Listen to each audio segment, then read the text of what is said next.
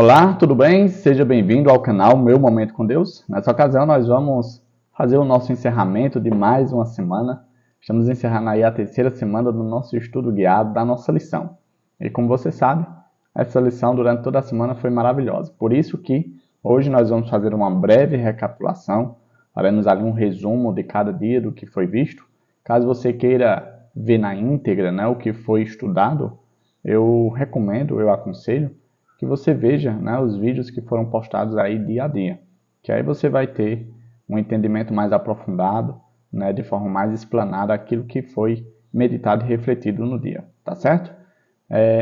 Se você também não é inscrito no canal, aproveita, se inscreva, porque todo dia sai um vídeo do nosso estudo e é dessa forma que eu te auxilio, eu te influencio, eu te animo a ter o estudo, vamos dizer assim, sincero, com a palavra de Deus. Outro ponto muito importante, deixa o seu gostei, tá certo?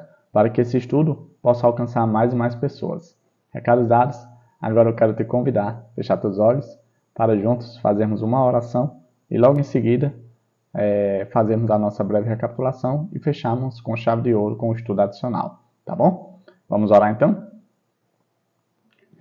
Senhor Deus, estás nos céus, muito obrigado, Pai, por mais uma oportunidade de poder estudar a Tua Palavra. Nós somos graças a Ti porque durante toda a semana o Senhor nos auxiliou e nos conduziu para momentos como esse. Que o Teu Santo Espírito continue a falar aos nossos corações e que nós possamos a cada dia ser convertidos pelo poder e autoridade dEle. Perdoa os nossos pecados, fica conosco, em nome de Jesus Cristo. Amém. Pois muito bem, nossa terceira lição teve como tema a história de fundo, o prólogo. O verso para memorizar está ali no Evangelho de João, capítulo 1, verso 1, que diz assim: No princípio era a palavra, e a palavra estava com Deus, e a palavra era Deus. Esse verso é bastante conhecido, em algumas outras traduções. No lugar de palavra tem a palavra verbo. No princípio era o verbo, e o verbo estava com Deus, e o verbo era Deus. E aí, durante essa semana, esse contexto, esse verso, foi refletido bastante, porque durante toda essa semana, o conteúdo que foi apresentado para o nosso estudo são os primeiros 18 versículos do capítulo 1, ou seja, o prólogo, a introdução do livro. E por que isso é importante? Porque nas semanas anteriores a gente viu basicamente o final do livro. E a gente viu o motivo pelo qual João escreveu o livro de João, o Evangelho de João. E agora, voltando ao início, com essa informação previamente já entendida, a gente consegue entender melhor a forma como João procurou escrever o livro, os capítulos iniciais, os versos iniciais. Qual era o seu propósito por trás disso? E aí fica mais fácil da gente entender. João queria apresentar Jesus como Filho de Deus. E aí a forma que ele se utilizou foi remetendo Jesus não apenas à breve história que ele teve aqui na Terra, mas muito antes disso, até mesmo antes da fundação do mundo. No tema de domingo, nós vimos o tema o princípio, o Logos divino. Nesse dia a gente refletiu ali, basicamente no versículo 1, em que apresenta 3 verdades muito importantes. A primeira verdade é que no princípio era aquele que é a palavra, ou seja, Jesus já existia antes da fundação de tudo, antes da criação do universo, dos planetas, do mundo em si. Jesus já existia. E com base nessa primeira parte do versículo 1, a gente tem a confirmação de que Jesus ele não é fruto de uma criação divina, ele não foi gerado do Pai. Não é porque ele tem um filho, o nome, vamos dizer assim, a descrição de ser o Filho de Deus, que ele foi gerado de Deus, não. Ele era um com Deus. O segundo ponto que a gente pode extrair do versículo 1 é que ele estava com Deus. E quando a gente vai analisar a escrita grega, o termo original de como João escreveu, a gente percebe que essa segunda parte do versículo fala no sentido de que ele estava na companhia do Pai. Ou seja, Jesus não estava só. Jesus não era um ser isolado. Havia um outro ser, uma outra pessoa que estava junto com ele no processo da criação no processo de tudo. E aí, por último, Jesus é Deus, a palavra era Deus, né? E esse é um ponto bastante importante. Davi, qual a diferença da segunda frase para a terceira frase? É que na segunda frase a gente tem ali o artigo definido, né? E na terceira não há. Ou seja, então a terceira frase está se remetendo às características divinas de Jesus. E esses foram os pontos que a gente analisou no tempo de domingo e muitos outros, né? Que é apenas uma pequena esboço, né? Um pequeno resumo do que a gente viu. No tema de segunda-feira foi a palavra se fez carne. E aqui foi apresentado, né, o contexto do verso 1 ao 3 e o verso 14. E aqui João, ele trata do ponto, vamos dizer assim, se utilizando de algo que era bem comum na época dele, que era a questão das filosofias gregas, né? Tanto que a lição citou aí a forma como os filósofos tratavam o termo logos, né? Que é apresentado ali no versículo 1, que João traduziu como a palavra ou verbo, né? E a despeito da forma como era entendida essa palavra, interpretada essa palavra pelos filósofos gregos, João interpretou ela como sendo a pessoa de Jesus. E aí por isso que tem tudo a ver com o tema, a palavra se fez carne.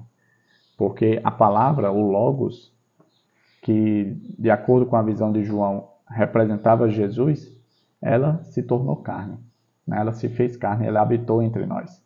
E a gente vê esse paralelo com outro versículo que foi apresentado, que é a questão do habitor, né? Que é a tradução da palavra grega, armou uma tenda, remetendo à ideia do que aconteceu ali no Êxodo, né? Quando Deus pede para Moisés construir uma tenda.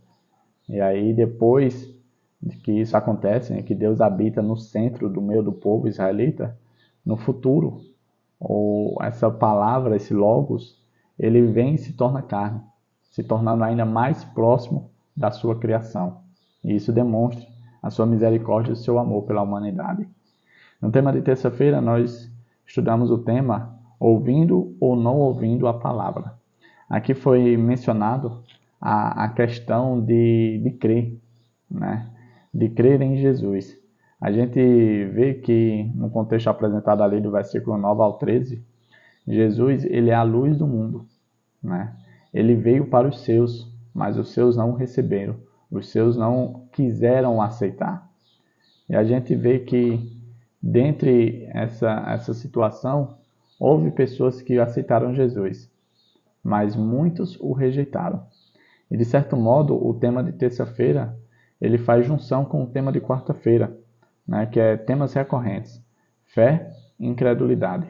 Aqui foi apresentado 3 contextos, né, dentro do Evangelho de João, em que Jesus lidou com a crença de alguns e a descrença de outros, né? A fé de umas pessoas e a incredulidade de outras. E a gente vê que mesmo Jesus demonstrando ser o Filho de Deus, ser o Messias, ainda havia pessoas que, de certo modo, não apenas desdenhavam dele, mas que, por escolha própria, decidiram rejeitá-lo, né? Não foi por falta de sinal, não foi por falta de prodígio, não foi por falta de conhecimento que essas pessoas o rejeitaram.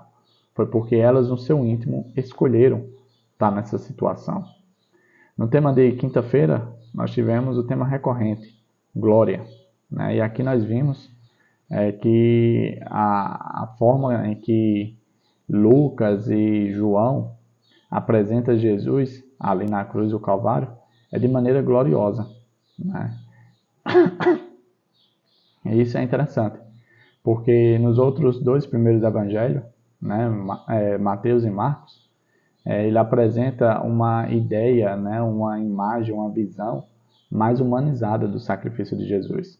Ou seja, enquanto no Evangelho de João a visão apresentada ali pelo escritor é de que Jesus foi glorificado e glorificou o Pai quando ele se entrega para morrer na cruz do Calvário, a visão humana pode ser bem deturpada e diferente dessa.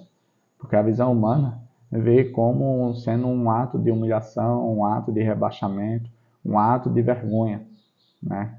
E aqui João traz para mim e para você uma visão completamente diferente. E aí na sexta-feira, o nosso estudo adicional, eu separei aqui alguns pontos para nós lermos e comentarmos um pouco sobre eles.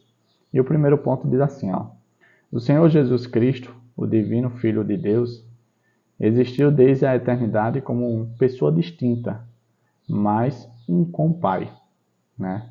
Dessa parte aqui a gente entende o seguinte, que tanto Jesus, como o Pai, como o Espírito Santo, eles são pessoas distintas, né? Têm suas personalidades, porém em propósito, em missão, né? Em conexão, eles são um só pensamento, né? Eles não têm divergência de opinião entre eles, porém são pessoas diferentes uns dos outros, né? Com personalidades diferentes, com atuações diferentes, tá certo? Continuando, a luz e glória, na verdade, de que Cristo era um com o Pai, antes de terem sido lançados os fundamentos do mundo. O outro ponto, Cristo deve ser revelado ao pecador como um Salvador que morreu pelos pecados do mundo. Ao contemplarmos o Cordeiro de Deus na cruz do Calvário, o mistério da redenção começa a ser revelado em nossa mente, e a bondade de Deus nos leva ao arrependimento. Cristo manifestou um amor que está além da nossa compreensão. De fato, quando a gente reflete ali na cruz do Calvário, na pessoa de Jesus, né, ao ser divino que ele é, a gente chega à seguinte conclusão: ele não merecia passar por tudo aquilo, mas mesmo assim ele escolheu fazer tudo aquilo para poder resgatar, para poder redimir a mim e a você. E isso de fato fala muito sobre o amor que ele manifestou ali por cada um de nós. E por último, é verdade que as pessoas às vezes se envergonham dos seus pecados e abandonam alguns dos seus maus hábitos antes mesmo de perceberem que estão sendo atraídos para Cristo. Quando, porém, elas se esforçam para mudar, como resultado de um desejo sincero de fazer o que é certo, é o poder de Cristo que as está atraindo. Uma influência que elas desconhecem atua sobre sua mente. A consciência é despertada e seu procedimento é aperfeiçoado. Quando Cristo as atrai, levando-as a olhar para a sua cruz e contemplar aquele a quem seus pecados transpassaram, o mandamento entra na consciência. Em outras palavras, somente Jesus tem o poder e a autoridade de transformar vidas. Pessoas podem até tentar mudar de vida, podem até tentar deixar os maus hábitos, mas se não forem pela influência de Cristo na vida delas, essa mudança não é real, essa mudança não é duradoura. E aí um ponto bastante interessante, que foi o ponto final aqui. Quando essas pessoas que são atraídas a Cristo e têm ali um crescimento, uma mudança real de vida, essas pessoas, quando contemplam a morte do Senhor, elas não apenas passam a admirar essa cena, mas elas passam a ser filhos obedientes. Veja que o texto finalizou dizendo que o mandamento entra na consciência. Isso me faz lembrar um texto bíblico que fala que o Senhor irá imprimir em nossos corações a sua lei. E é exatamente isso acontece quando nós passamos a contemplar o sacrifício, o grandioso sacrifício de Cristo ali na cruz do Calvário. Por isso é tão importante sempre levarmos a nossa mente a refletir no sacrifício de Jesus.